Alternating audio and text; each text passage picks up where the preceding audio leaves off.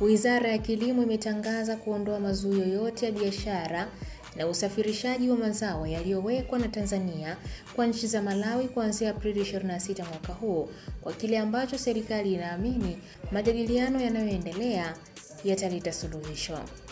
Taarifa iliyotolewa na Waziri wa Kilimo Hussein Bashe imesema serikali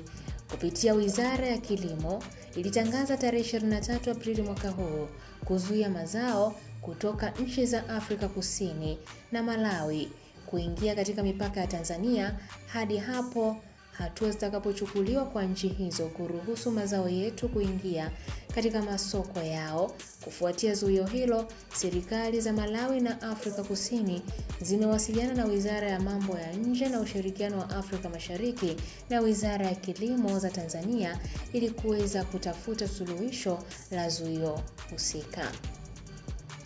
Makubaliano yaliyofikiwa ni kwamba serikali ya Malawi itatuma ujumbe wake tarehe 2 Mei mwaka huu, kutaongozwa na Waziri wa Mambo ya Nje akiambatana na Waziri wa Viwanda na Biashara na Waziri wa Kilimo ili kukutana na ujumbe wa Tanzania jijini Dodoma chini ya utaratibu wa waziri wetu wa Mambo ya Nje na Ushirikiano wa Afrika Mashariki. Serikali inawahakikishia wakulima na wananchi wa Tanzania kwa ujumla kuwa uhuru wa biashara ya mazao ya kilimo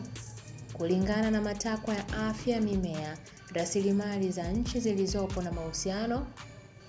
mapana, diplomasia kwa faida ya wote. Mimi ni Irene Nziku na hii ni Ambwene Media.